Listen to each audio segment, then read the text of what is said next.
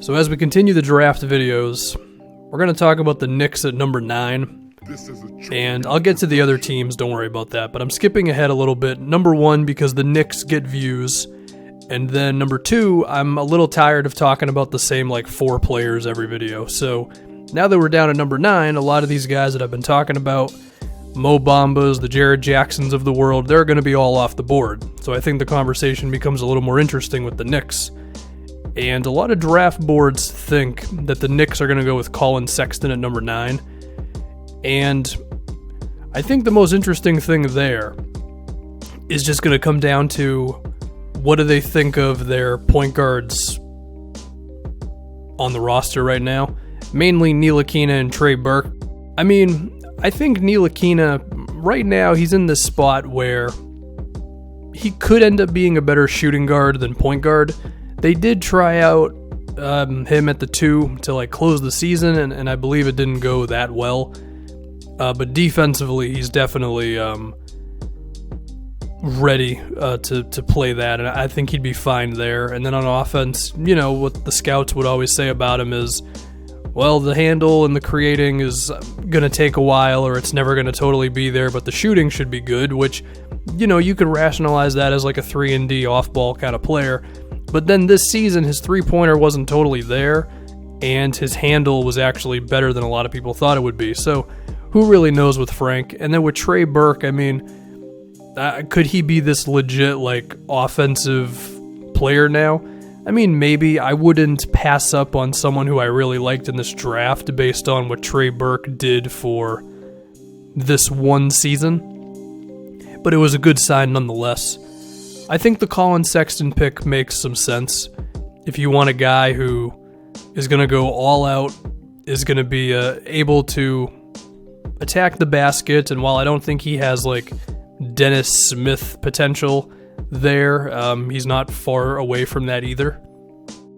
And the Knicks really need that right now, because Ntilikina, even if he ends up being what everybody thinks he's going to be, that's a 14-6 kind of guy who can just be a part of an offense and do a lot of really good things for you and probably be an NBA nerd's dream 4th option. But you still need guys who can beat defenders and get into the defense and force some things to happen, and Sexton could probably be that guy. And once again, I don't think you should be all in on the Trey Burke thing right now, even if he did have himself a pretty good season. And then Sexton can have a lot of stuff with Porzingis, right?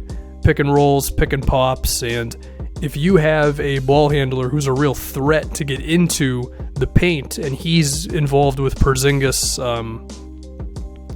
stuff, then that forces the defense to just have to answer some questions. Maybe Sexton is one of those guys where you could go under because his jumper is definitely not where his inside game is. But he might be so fast with the ball that he's able to get by you if you go under anyway, or he can pick up a head of steam and then just get past you. And then Porzingis is going to want to pop a lot of the time, so then the paint's wide open. Well, relatively open, because Porzingis doesn't really play center too much right now, but still, it forces the defense to have to make some decisions, and if they have to switch that, then Porzingis has a mismatch, and Sexton, probably not as big of one because every power forward today is a small forward of 4 years ago, so. But still, good things can result from those two being on the same team. Now, there's some risk with Sexton, sure.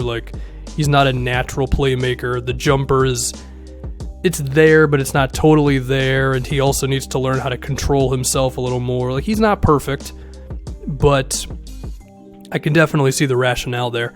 Now, if you're just all in on Ntilikina or Trey Burke or Moutier are our guys, and we can have enough creating through either Trey Burke getting there or Ntilikina getting there or a combination of all of it, then I guess you could get a little more into the idea of a wing player. There is Mikal Bridges, who seems like a 3-and-D guy. He's 6'7",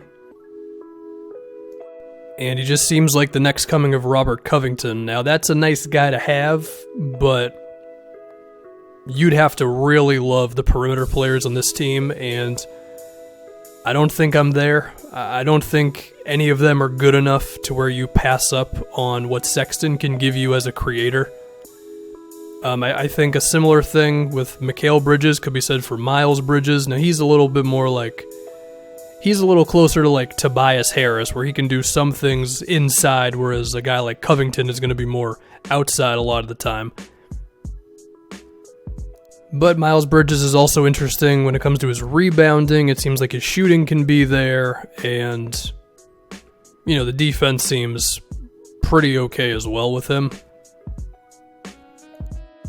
But once again, these seem like really good role players and guys who could even grow into being decent starters, you know? But this team really needs someone who can beat someone off the dribble and just allow the defense to not have to just load up on Porzingis and give like half effort on everybody else, right? So Sexton may be the guy. Now, I guess there is the Trae Young thing. I mean,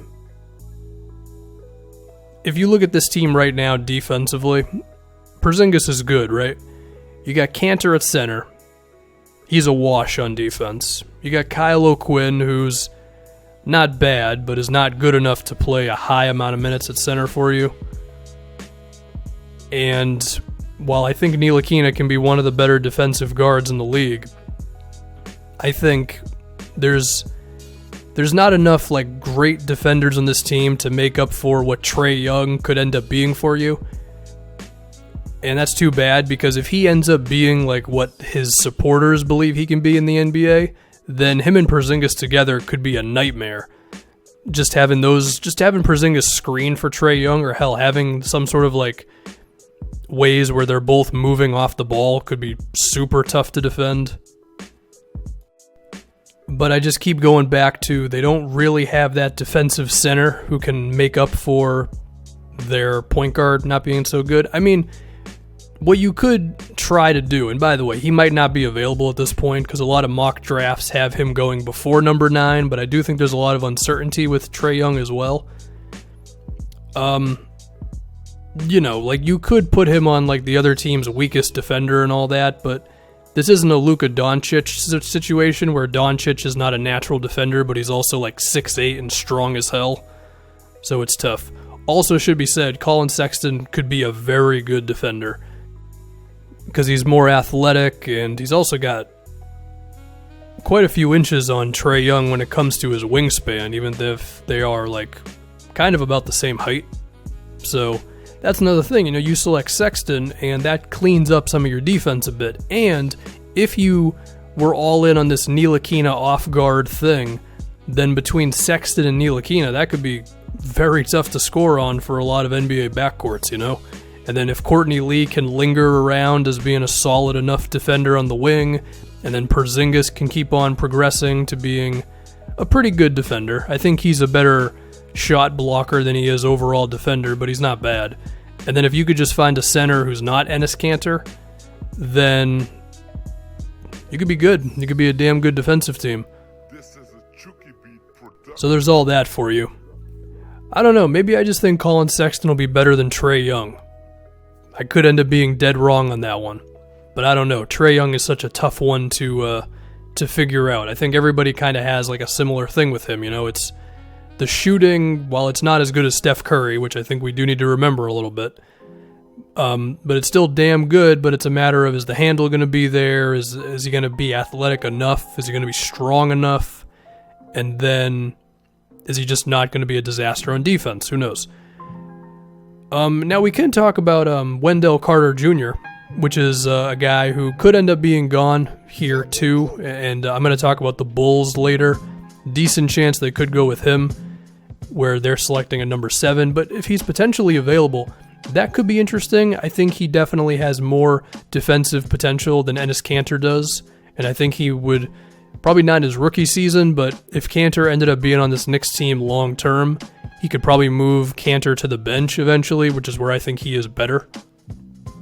I think it helps that Carter is also a very good rebounder, which will be huge because it'll allow Porzingis to not have to focus on those as much because he's not a gifted rebounder anyway. And he's also a pretty strong guy who shows that he could be a decent enough inside defender.